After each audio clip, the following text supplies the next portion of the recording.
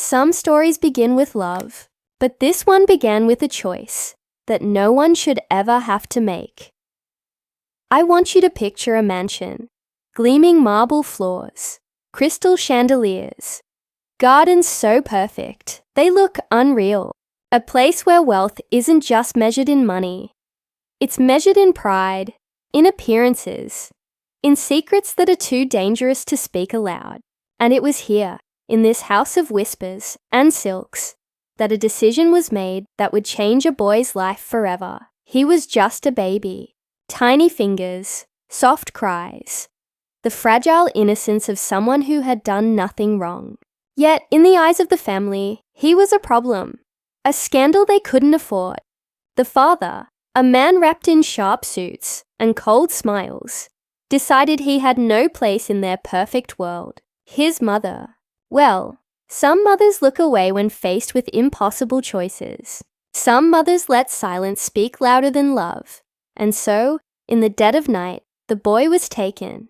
Not far, not gently, not with hope. He was left by the roadside, wrapped in nothing but a thin blanket, crying into the cold air, a life unlived, waiting to begin. They thought that would be the end of him, that by turning their backs, the problem would vanish. But here's the thing about children abandoned by the world. They remember, not with bitterness at first, but with a hunger to survive, to grow, to claim the life they were denied. And that's exactly what he did. Though nobody would have guessed it at the time, the mansion remained silent the next morning. The parents carried on with breakfast and business, as if the boy had never existed. Servants whispered, "Poor child," but none dared interfere. And as for the boy, he cried, he screamed. He waited for someone to come back, but the truth settled over him like a cold shadow. He was alone. He survived, of course. He always did. Because even abandoned children carry a spark inside them that refuses to be extinguished. And that spark would one day become a fire, from the alleys to the orphanages, from cold nights to empty meals. He learned quickly. He learned who to trust, and more importantly, who not to trust. He learned that life didn't hand out gifts. It demanded effort, strategy, and sometimes patience. The world isn't ready to forgive, but I promise you, at this point in his story, he wasn't thinking about revenge. No, revenge is a dish best served later, much later. At this point, all he wanted was to survive, and yet, the first seed of ambition was planted that night he was abandoned. A quiet, burning thought. One day, they will wish they hadn't left me behind. The mansion's gates, shining in the morning sun, never looked so cold. Inside, laughter and the clinking of silverware continued. Outside, a boy shivered and plotted without knowing it. And somewhere in the heart of that abandoned child, a story was beginning. A story that would not end until the scales were balanced. But patience. Patience was his greatest ally. They left him to the streets, thinking the world would break him.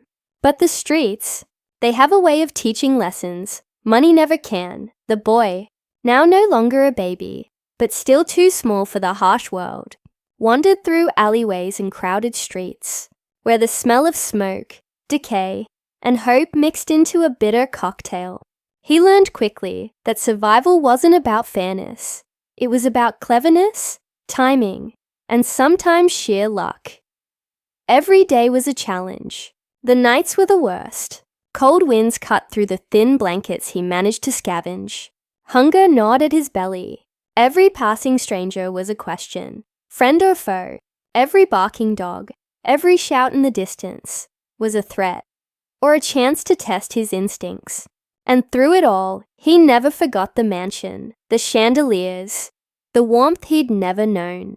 That image haunted him, sometimes comforting, sometimes maddening. But children are resilient. And this child had a fire. He found refuge in abandoned buildings, in quiet corners behind bakeries, in the shadows of crowded markets. Strangers who noticed him often gave him bread, sometimes coins, and occasionally a lesson. Life had its teachers, some kind and some cruel, and he absorbed every word. He learned to beg, yes, but not for pity. He begged for survival. He learned to steal, yes, but only what he needed. And with every hardship, he grew sharper, faster, smarter. Every night he slept under the stars. He dreamed of a life that had been stolen from him. And every morning, he woke with a determination that refused to be broken. This is the irony of life for the abandoned. The world tries to diminish them, but sometimes, in doing so, it teaches them what those who were born into wealth never learn: the strength that comes from struggle, the cunning that comes from necessity, and the patience that comes from knowing the world owes you nothing. By the time he reached his teenage years, he had become street smart, resourceful, and unyielding. He could read people like open books, the ones who would help, the ones who would betray, and more importantly, he had learned to dream, not foolishly, not naively, but strategically. He dreamed of a life where he would never be powerless again. He found a mentor, almost by accident, a retired businessman who had lost everything to greed, sitting alone by a market stall, watching the world. The man saw something in the boy, something sharp, something hungry, something unbroken. He took him under his wing, teaching him lessons not just about money, but about influence, negotiation, and the subtle power of patience. Remember, the man told him one evening as the city lights flickered like stars in the distance, revenge is not a sprint, it's a marathon, and the person who waits plans and learns. They always win. The boy listened. He absorbed everything. He learned that survival was not enough. To claim what had been stolen from him, he would need more than luck. He would need knowledge, power, and patience. By the time he left the streets for good, he was no longer the abandoned child crying under the cold sky. He was a young man with a plan, a vision, and a hunger that could not be quenched. And somewhere in his heart, a seed had been planted, not just to survive, but to rise, to one day return to the life he had been denied, and hold it not with privilege, but with justice, because the world had forgotten him once, but he would not forget it again. Life had tried to break him. Hunger had tried to starve him. The streets had tried to claim him. But some people are forged in fire, and they rise stronger than anyone ever expected. By now, he was no longer just a boy surviving. He had become a young man who understood the language of the world, the subtle cues, the unspoken rules, the power hidden in patience and observation. Every obstacle, every rejection, every bitter night on the streets had carved something unshakable into him. Ambition. He took small jobs wherever he could find them, delivering messages, helping in shops, running errands for the wealthy families he had once envied from afar. And with every small job, he learned not just about labor, but about people, their weaknesses, their fears, their desires. He studied the wealthy with the curiosity of a scholar and the precision of a strategist, never letting them know he was watching, learning, remembering. Everything has value. He remembered his mentor saying, even the smallest job, even the tiniest coin, can teach you something. Never underestimate it, never waste it. And he took those lessons to heart. He invested not just money, but effort, trust, and intellect. He learned that wealth was not just about having money. It was about understanding influence, timing, and the subtle art of negotiation. But ambition alone isn't enough. Life tested him, cruelly. He encountered betrayal, friends who pretended to care, mentors who vanished when he needed guidance most. Hunger still gnawed at him. Cold still bit into his bones. Yet he never gave up. He never let despair settle in, because he had a goal now, a purpose beyond survival. Late at night, sitting in dimly lit rooms, counting coins, scribbling plans, and studying business pamphlets salvaged from trash bins. He began to build a blueprint for a life he was determined to claim. Every penny saved, every lesson learned, every human observation, it all became tools, bricks in the foundation of something greater. And then came the first real breakthrough. A small business opportunity presented itself, an investment in a local market, a partnership with someone who saw potential but lacked vision. He seized it, combining the sharpness of the streets with the knowledge his mentor had instilled. Slowly, deliberately, the boy who had once begged for scraps began to build something real, something that could not be taken away from him. He grew smarter, sharper, and more calculating. Every success taught him patience. Every setback taught him resilience. And with every passing year, the boy who had been abandoned on a cold night became someone no one could ignore.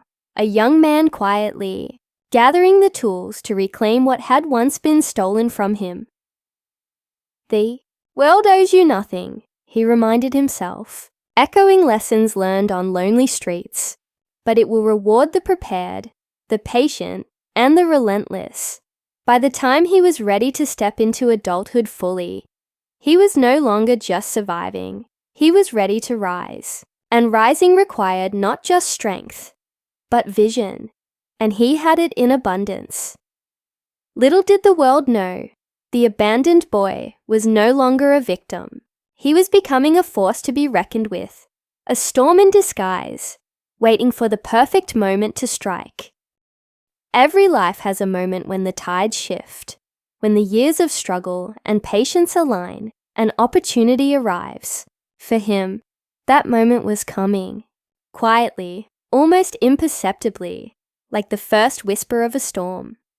He had grown into a young man now, not just hardened by the streets, but sharpened by every lesson, every setback, every fleeting victory. Life had taught him that survival was just the beginning. True power required vision, and he had it in abundance. It happened on a rainy afternoon. He was walking through the bustling city market, rain soaking through his coat, the world moving too fast to notice him. But he noticed. He always noticed. That was his advantage. And there, in a small overlooked shop, he saw an opportunity that others had ignored.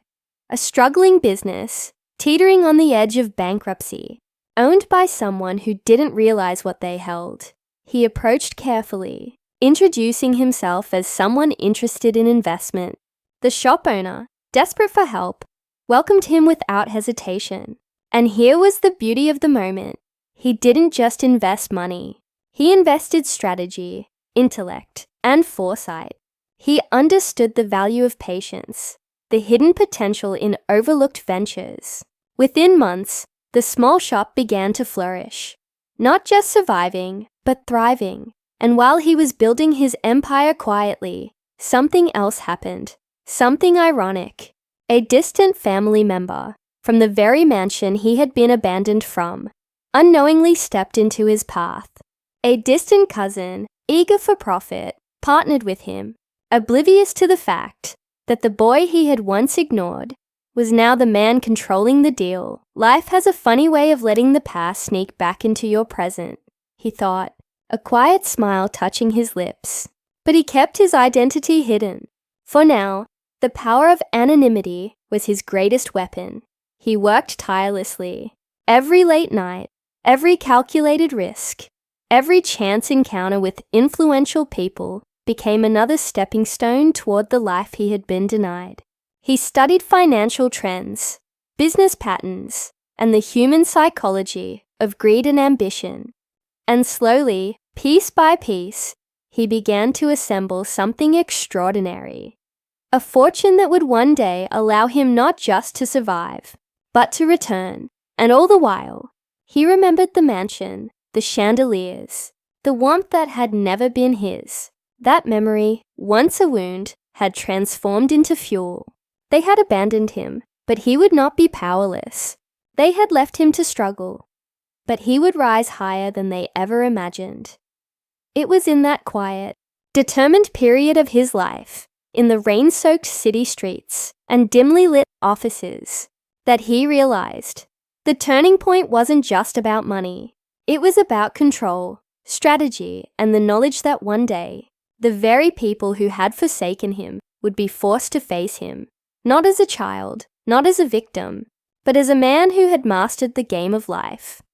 And he would not reveal himself too soon. Patience, he reminded himself. Power is a long game, and the storm he had been building, since the night he was abandoned, was about to gather strength, ready to sweep across the life of the family that had forgotten him. He had survived hunger, betrayal, and cold nights. He had learned patience, strategy, and the subtle art of observation. But survival was no longer enough. Now it was time to rise. By now, the young man had transformed, from the boy abandoned on a cold night into someone the world could not ignore. The small ventures he had nurtured grew larger, smarter, more profitable. Shops turned into franchises. Investments multiplied. Every risk he had taken, every lesson learned on the streets, every betrayal he had endured, it all converged into a single, unstoppable force. He had money now, but more importantly, he had influence. He had power, and with it came the tools to shape the world as he saw fit. The very people who had once ignored him, the distant relatives, the wealthy family who had abandoned him, were oblivious to the storm. Brewing just beyond their gates, he walked through cities, dressed sharply, confident, a man unrecognizable to those who had once overlooked him. Cars glided beneath him, buildings reflected his ambition, and in every room where he spoke, people listened. Deals were made on his terms. Opportunities that had once seemed unreachable now bowed to his insight, and as his wealth grew, irony did too. News began to reach him of the very mansion he had been abandoned from. Business struggles, investments failing, reputations tarnished. They were unraveling in ways he had only dreamed of. He watched quietly, not with malice at first, but with a knowing patience. They had ignored him once. Soon, they would have no choice but to notice him. Yet, despite all the glamour, the suits, the wealth, he remained disciplined. He never forgot the nights spent cold and hungry. He never forgot the faces of those who had turned away. And he never allowed arrogance to cloud his purpose. This was more than money. It was power, strategy, and the quiet satisfaction of destiny realigning itself. The world owes you nothing, he remembered telling himself as he signed yet another contract. But it bends to the one who prepares. And then, the first whispers began. The family, those who had once dismissed him, were facing crises, debts mounting, alliances failing, opportunities slipping through their fingers. Desperation is a powerful teacher, and he watched as their veneer of control started to crack. But he did not approach them, not yet. He would wait. He would test, and when the time was right, he would return. Not as a beggar, not as the boy they abandoned, but as a man who had mastered everything they had taken for granted. Because becoming a millionaire was only part of the plan, the true triumph would be in the return, the moment when they would realize that the boy they had forsaken was now the one who held all the power, and that realization, that shock, would be his to savor. They had forgotten him, forgotten the boy they left to the cold, the streets, the world. But he had not forgotten them. And now, he was coming home. The city had changed since he last saw it, and so had he. Tall, confident, impeccably dressed, he walked through streets he had once navigated barefoot. Eyes sharp, observing. The world now bowed subtly to his presence. People noticed him, whispered, admired, sometimes feared.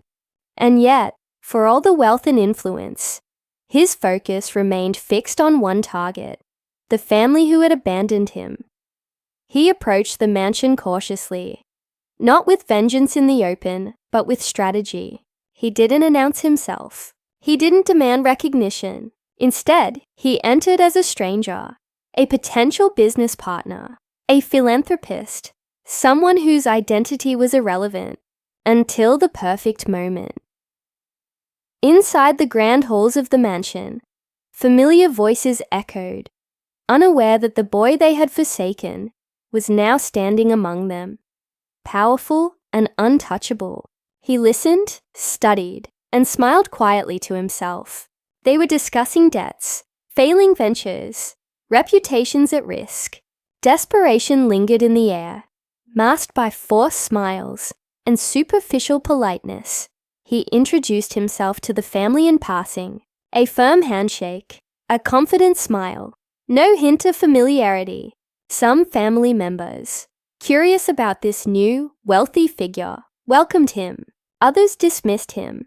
Arrogance is easy when one believes the past is irrelevant, but the irony was delicious. The boy they had abandoned was now the key to their potential salvation, and he knew it. Patience, he whispered to himself. Every word, every action, every smile, timed perfectly. It will all serve its purpose. He didn't reveal himself immediately. Instead, he observed. He tested. He watched who showed genuine concern for others, who was blinded by greed, who would betray or manipulate at the first opportunity. The mansion that had once seemed untouchable now felt like a stage, and he held the role of unseen director. Evenings were spent in conversations with family members under the guise of business discussions, dinners where he subtly influenced decisions, and meetings where his advice saved them from minor mistakes, little hints of power that would later make them question everything. And all the while, he remembered the nights of hunger, the cold streets, the silence of the mansion that had once rejected him. Every word they spoke, every glance they gave, every decision they made, it was all part of the plan. He had returned, not as the boy they left behind, not as the powerless child they ignored, but as a man who held the cards. And soon, very soon, they would discover exactly who he was.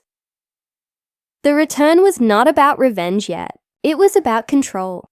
It was about testing, observing, and preparing the moment when the world would finally bend to his will. And in the shadows of that mansion, as they laughed and schemed, completely unaware, he knew one truth.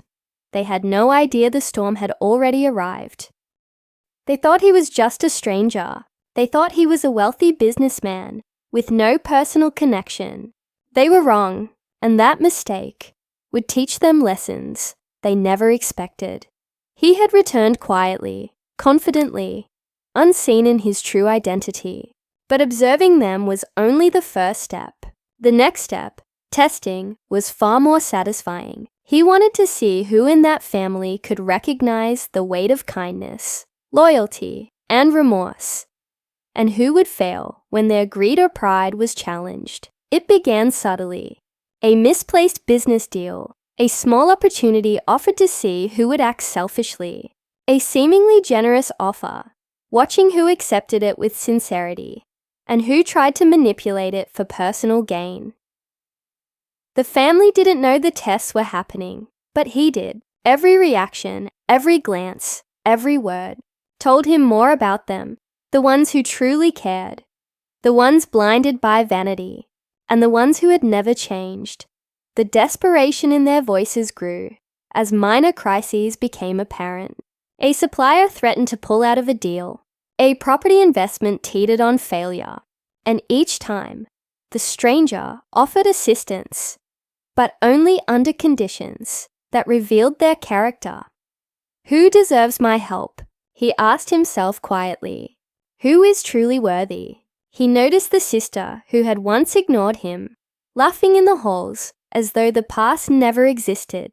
She scrambled when he subtly questioned a business decision, showing her insecurities. He noted the cousin who had been arrogant, quick to mock those beneath him, now humbled, unsure, grasping for guidance. And then there was the father, still proud, still rigid, still unwilling to admit mistakes. His gaze met the young man's once, a flicker of something unplaceable crossing his eyes. Confusion, maybe recognition, but nothing more. the tests escalated. A generous loan offered, a mentorship opportunity for a critical decision, a chance to mend a business deal. It was all carefully calculated. Some family members failed spectacularly, exposing their greed, selfishness, and hypocrisy. Others rose above, showing humility, remorse, and compassion. He recorded every moment in his mind, storing it like treasure. The truth was clear. The family who abandoned him was not a single entity. They were a web of choices, flaws, and virtues. And each choice, each flaw, would inform the ultimate reckoning. Yet he did not reveal himself. Not yet. There was power in suspense. There was satisfaction in watching them squirm, thinking they were untouchable, all the while unaware that the boy they left in the cold now held their fate in his hands. Patience, he reminded himself. The real revelation is coming. But first, they must face themselves. Even as he guided them subtly, correcting their mistakes, offering invisible hands of help, he felt a quiet thrill. The tables had turned. The child abandoned and overlooked was now orchestrating the very life and survival of those who had scorned him. And soon, very soon, he would reveal not just his power, but his identity. The moment had arrived. The calm before the storm had passed.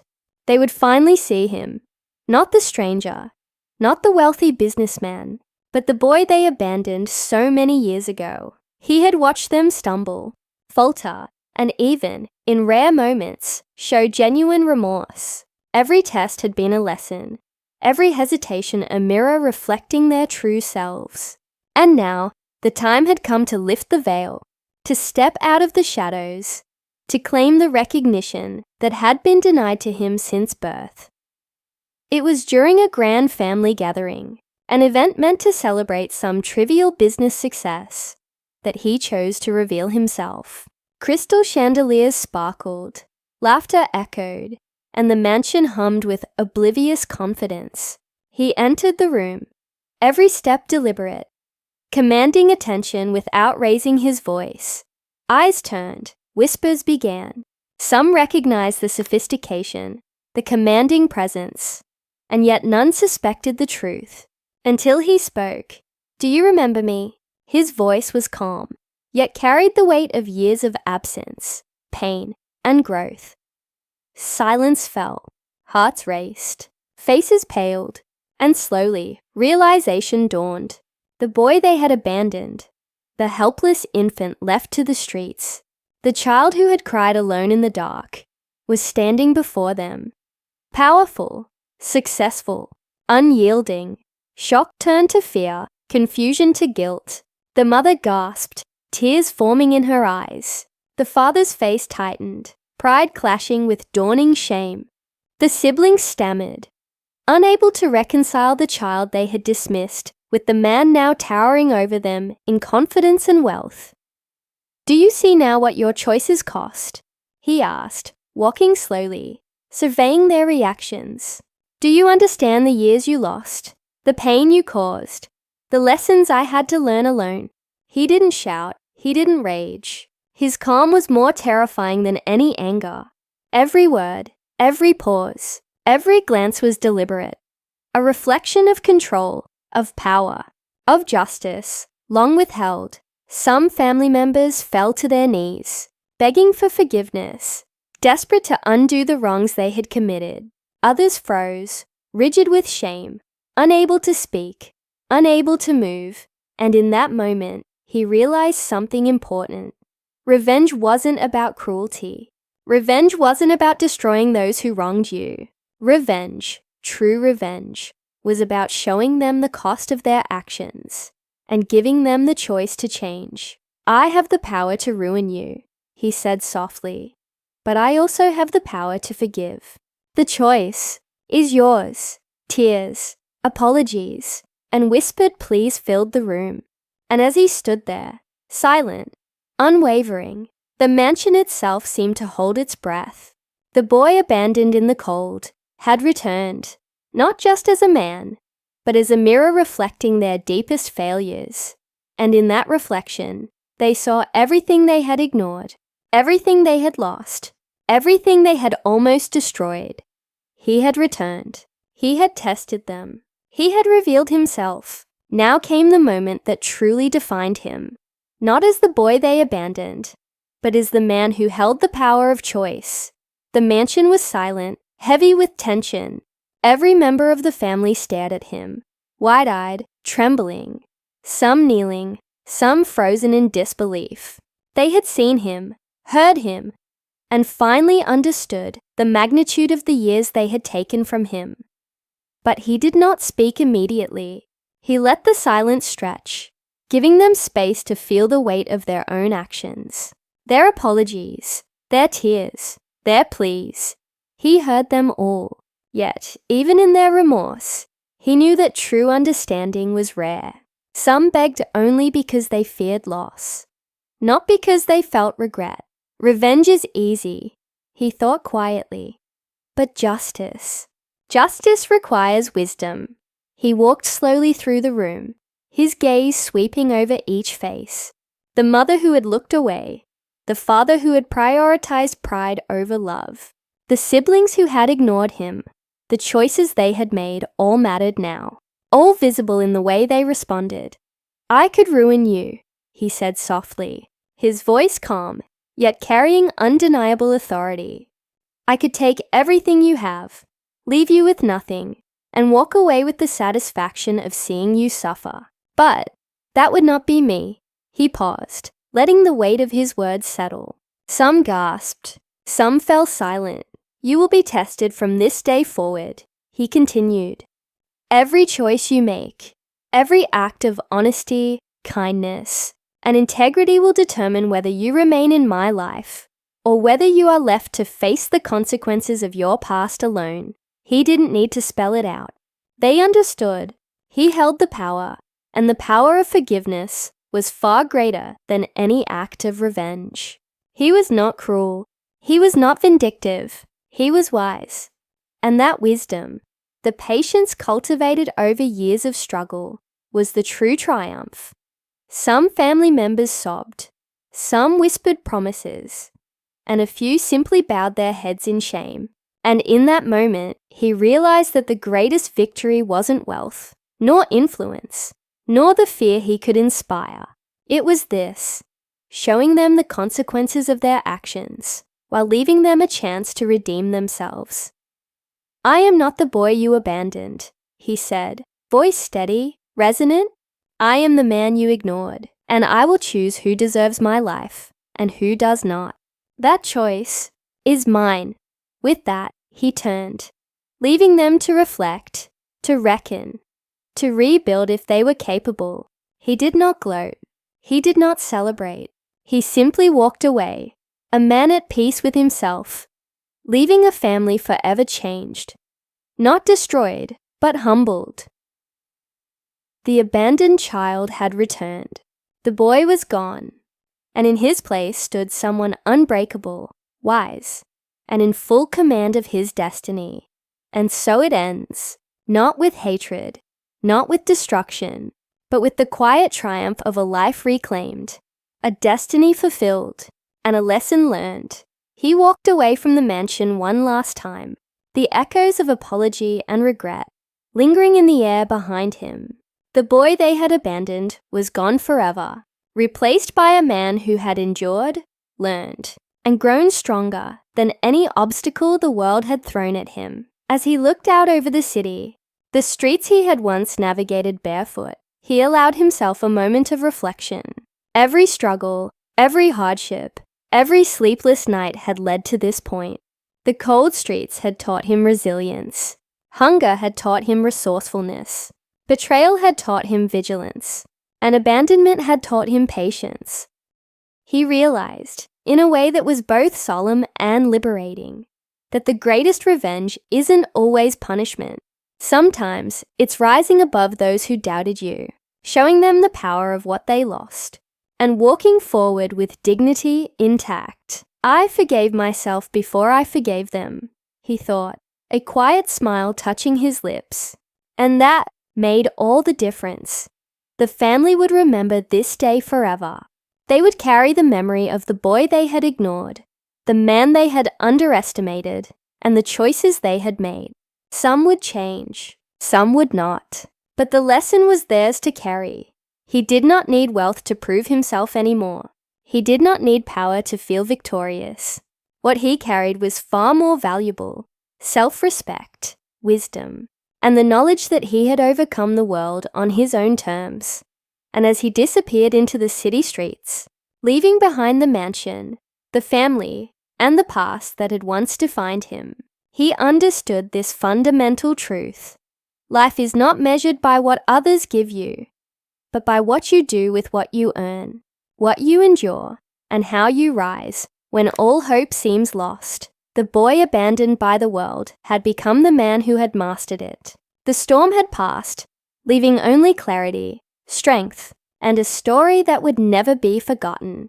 And that, my friends, the narrator whispers softly, almost conspiratorially, is what happens when you underestimate the child you abandoned. Thanks for watching. Hoped you liked it. If you watched till the end, please comment revenge so that we could understand you were with us till the end. As well as, please let us know, where are you watching from? What do you want to hear from us in next video? If you have any incident in your life, please let us know. We would love to share your story.